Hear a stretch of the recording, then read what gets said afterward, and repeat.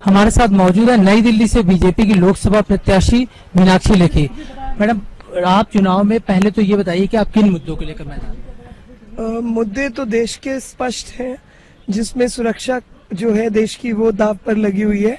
चाहे वो आर्थिक हो, चाहे बाह्य सुरक्षा हो, चाहे आंतरिक सुरक्षा हो, ये मामले बहुत संजीदा है और देश हमारा एक रहेगा भी या नहीं इसका सोचना पड़ेगा, क्योंकि जिस तरीके से हम लोग एक ऋण के घर में रह रहे हैं और असुरक्षित माहौल में जी रहे हैं, इन मुद्दों पर हमें बहुत संजीदगी से विचार करना होगा।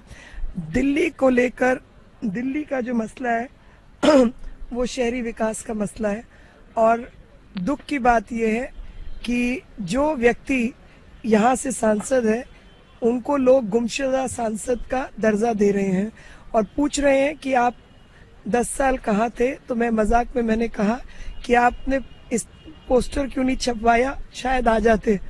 तो लोग कहते हैं कि नहीं बहन जी, उसकी जरूरत नहीं पड़ी क्योंकि चुनाव का माहौल है, आजकल दिखने लगे हैं।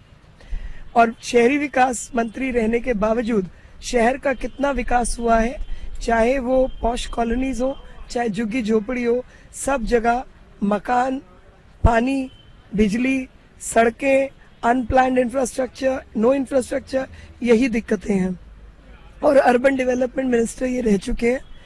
साथ ही जो एक और मसला है वो मसला है हमारे यहाँ पर एक कठपुतली कॉलोनी नाम की जगह है 60,000 गज जमीन, जिसका सर्कल रेट 2 लाख रुपए है प्रति गज।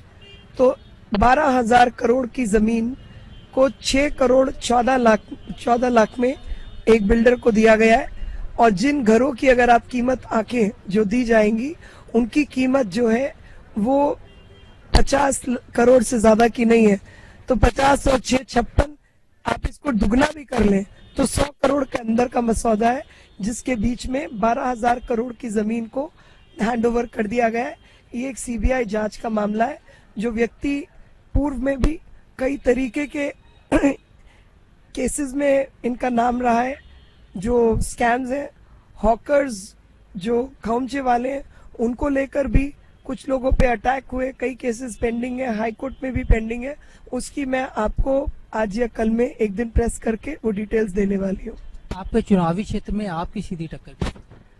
उन्हीं से कांग्रेस और बीजेपी की टक्कर है, क्योंकि जो नया पार्टी है वो तो कांग्रेस बचाओ परियोजना के तहत अभियान में लगा हुआ है। अभी जैसा कि अरुण जेटली जी कह रहे थे, उन्होंने बोला कि कुछ प्रत्याशी ऐसे थे जिन्हें खुद नहीं पता था कि हमें यहाँ टिकट मिलेगा। तो जो लगातार बातें आ रही कि पैराशूट से जो प्रत्याशी उतारे गए हैं, क्या ये कहीं बीजेपी की कोई कमजोर कड़ी एक बन रही है? ये बीजेपी की बेहतर कड़ी है कि आपको 10 जनपद की परिक्रमा करे बिना घर में बैठे हुए आपके काम को जांचते हुए पार्टी टिकट दे रही है।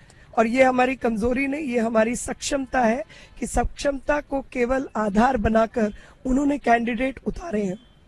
अभी आप यहाँ पे राष्ट्रीय प्रवक्ता रही हैं, तो आपको अपने चुनावी क्षेत्र की फिर भी नॉलेज है, लेकिन बाकी जो आपके कैंडिडेट, चाहे उदित राज हो, चाहे महेश गिरी, मनोज तिवारी हो, उन्हें तो कार्यकर्ताओं से परिचय करने में ही उतना टाइम लगता है। बिल्कुल गलत।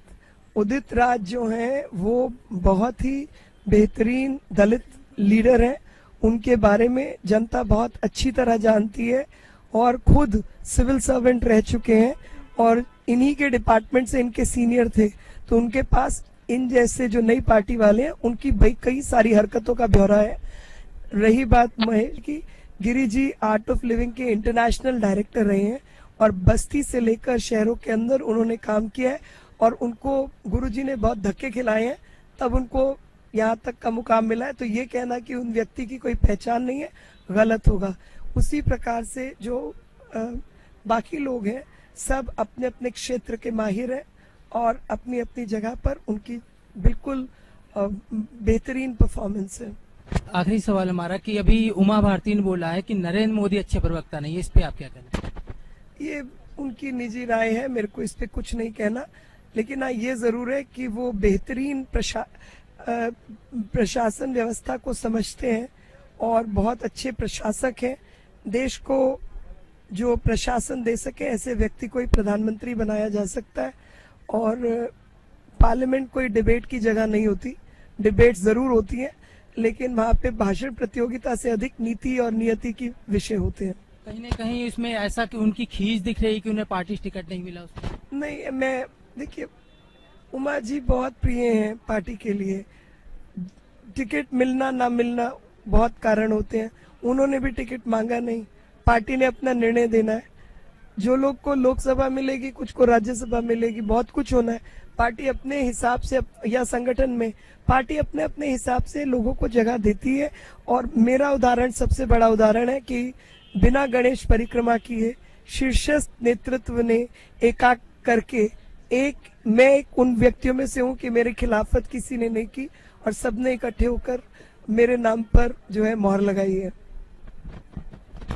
ये थी हमारे साथ नई दिल्ली से प्रत्याशी जिनका साफ कहना था कि बीजेपी की लहर चल रही है, बीजेपी जिन मुद्दों को लेकर आई जनता उन पे ध्यान दे रही है और आने वाले चुनाव में बीजेपी अपना परचम लहराएगी। कैमरामैन पंकज साथ अमित दुबे, चैनल 1 दिल्ली।